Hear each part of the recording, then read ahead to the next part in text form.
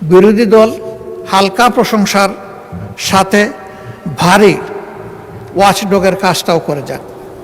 আমি ধন্যবাদ জানাই মাননীয় অর্থমন্ত্রীকে, সরকার গঠনের পরে খুব কম সময় পেয়েও একটা বিধ্বস্ত অর্থনীতির ধ্বংসস্তূপের উপর দাঁড়িয়ে তিনি সংসদে একটা বাজেট পেশ করেছেন। 234 পৃষ্ঠার এই বাজেট পাঠ করতে তার অনেক কষ্ট হয়েছে, কষ্ট হওয়ার কথা। কয়েক ঘন্টা তাকে দাঁড়িয়ে বক্তব্য রাখতে হয়েছে। তার উপর একটি গুরুভার অর্পিত হয়েছে এই সংসদ এবং সরকারের পক্ষ থেকে।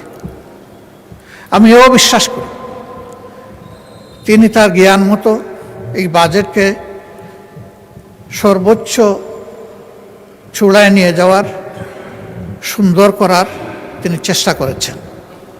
কিন্তু তারপরেও তিনি এবং তার টিম ব্যক্তিগতভাবে মানুষ, সমষ্টিগতভাবে মানুষ। মানুষের কোনো প্রয়াস সম্পূর্ণভাবে ভুলের ঊর্ধ্বে হওয়ার প্রশ্নই ওঠে না। এর মধ্যে ত্রুটি এবং ঘাটতি থাকবে, এটাই স্বাভাবিক। এটা আমি করলেও থাকত। বিরোধী দলের কাজ হচ্ছে ওয়াচডগের কাজ করা। তারা তীক্ষ্ণ দৃষ্টিতে দেখবে এই বাজেটের মাধ্যমে জনকল্যাণের পরিবর্তে কোথাও জনগণের কোনো ক্ষতি হচ্ছে কিনা, এবং বিশেষ করে সমাজের ন্যায্যতার ভিত্তিতে যাদের পাওনা আছে তারা বঞ্চিত হচ্ছে কিনা, এবং কোনো জায়গায় জনগণের অর্থের অপচয়ের প্রস্তাবনা আছে কিনা, এই বিষয়গুলো দেখা মূলত বিরোধী দলের কাজ। সরকারি দলের বন্ধুরা বিরোধী দলের সমালোচনাকে কেউ কেউ ওয়েলকাম করেছেন, আমি তাদেরকে ধন্যবাদ জানাই। আবার কেউ কেউ বিরক্তি প্রকাশ করেছেন, আমি তাদেরকেও ধন্যবাদ জানাই। এইসব বৈচিত্র্য নিয়েই এই সংসদ, এ বৈচিত্র্য থাকুক। সরকারি দল বাজেটের প্রশংসা করতে থাকুক, বিরোধী দল হালকা প্রশংসার সাথে ভারী ওয়াচডগের কাজটাও করে যাক। তাহলে বাজেট সত্যিকার অর্থে পূর্ণতা পাবে, এবং আমরা এটা আশা করতে চাই। বিরোধী দলের পক্ষ থেকে, এমনকি সরকারি দলের পক্ষ থেকেও কিছু কিছু বিষয়ে কিছু প্রস্তাবনা এসেছে, এবং আমি বেশ কিছু প্রস্তাবনাকে একান্তভাবে যৌক্তিক মনে করি। রেওয়াজ অনুযায়ী সম্পূরক বাজেটের উপরে কাট মোশন ছিল, সেখানে একটাও গ্রহণ করা হয় নাই। যদি 1 টাকার একটাও গ্রহণ করা হতো তাহলে ডেমোক্রেসিতে সুন্দর একটা চ্যাপ্টার যোগ হতো। এবারও যে প্রস্তাবনাগুলো এসেছে, আমি আশাবাদী হতে চাই যে সবগুলাই অবলীলায় অগ্রাহ্য হবে না, বরঞ্চ যেগুলা যৌক্তিক মাননীয় অর্থমন্ত্রী বিবেচনায় নিয়ে সেগুলা গ্রহণ করবেন, এবং তার পূর্ণাঙ্গ প্রস্তাবনায় সংশোধিত আকারে তিনি এই সংসদে পেশ করবেন। তাহলে দেশবাসী বুঝতে পারবে যে এই সংশোধনের আলোচনা শুধু সময় ক্ষেপণের জন্য নয়, কিন্তু কিছু কথার ফুলঝুরি নয়, এর বাস্তবতা রয়েছে, এর মধ্যে সারবস্তু আছে। মাননীয় স্পিকার,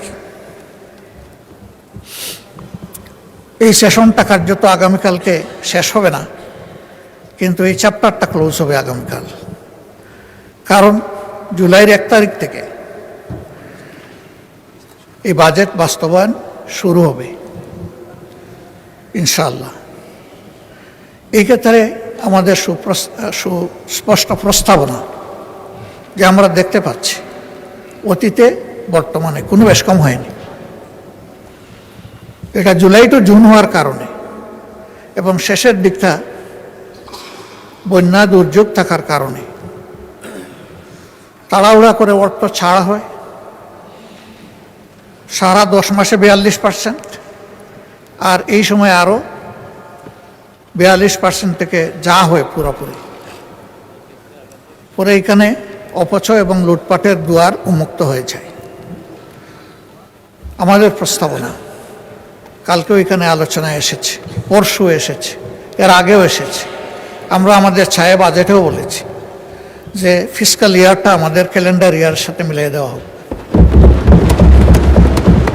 অর্থাৎ জানুয়ারি থেকে ডিসেম্বর এই সময়টা হোক ফিসকাল ইয়ার। জাতির ক্ষতি হ্রাস পাবে, কাজের গতি বৃদ্ধি পাবে।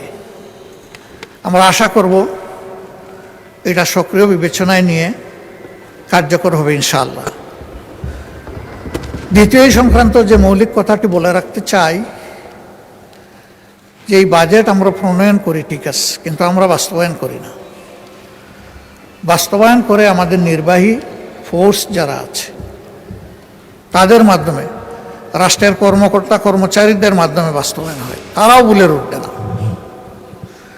এটা নিয়মিত ইভ্যালুয়েশন বা অ্যাপ্রোপ্রিয়েশনের যদি একটা সিস্টেম আমরা এস্টাবলিশ করতে পারি, তাহলে জনগণের ট্যাক্সের টাকার সর্বোচ্চ সদ্ব্যবহার হবে, এটা আমরা নিশ্চিত হতে পারি। এই জন্যে প্রতি 3 মাস অথবা 4 মাস অন্তর অন্তর এর ইভ্যালুয়েশন বা অ্যাপ্রোপ্রিয়েশন রিপোর্ট এবং আলোচনাই সংসদে হওয়া উচিত। বিশেষ করে শেষ 3টি মাস হাতে রেখে সম্পূরক বাজেটটা আসা দরকার। এবারও আমি ব্যক্তিগত আলোচনায় বলেছিলাম যে দেরি করলেন কেন, এটা আরও আগে আনতে পারতেন। একজন দায়িত্বশীল সম্মানিত সদস্য তিনি বললেন যে এত আগে প্রেডিক্ট করব কিভাবে। আমি বললাম যখনই পরিকল্পনা নেওয়া হয়েছে প্রেডিকশন তো তখন হয়ে আছে, এবং এর একটা টাইম লাইনও হওয়া উচিত, কোন কাজটা কোন সময়ের ভিতরে সম্পন্ন হবে। যদি এইভাবে ইভ্যালুয়েশন এবং টাইম লাইন ফলো করে আমাদের বাজেট পরিকল্পনা বাস্তবায়ন হয়, তাইলে 3 মাস কেন 6 মাস আগেও প্রেডিক্ট করা কোনো অসম্ভব নয়। আর এখানেও আমরা দেখলাম যে অন্তত 20 দিন আগে তো প্রেডিকশন করা গেছে। তো 20 দিন আগের প্রেডিকশন যদি হয় তাইলে 3 মাস আগেরও প্রেডিকশন করা সম্ভব। তখন আর ওই যে অপচয় এবং লুটপাট, এটা সম্ভাবনাটা কমে আসবে। আমাদের সমাজে বাজেট বাস্তবায়ন বা উন্নয়নের সবচেয়ে বড় বাধা হচ্ছে দুর্নীতি, জবাবদিহিতার অভাব, সততা স্বচ্ছতার অভাব। এটি আমাদের সবচেয়ে বড় চ্যালেঞ্জ। এই চ্যালেঞ্জ একদিনে দূর হবে না, কিন্তু কোনো একটা জায়গা থেকে শুরু করতে হবে, এবং পদ্ধতিগতভাবে যদি এটা আমরা শুরু করতে পারি তখন এটা সুফল আমরা পেতে পারি।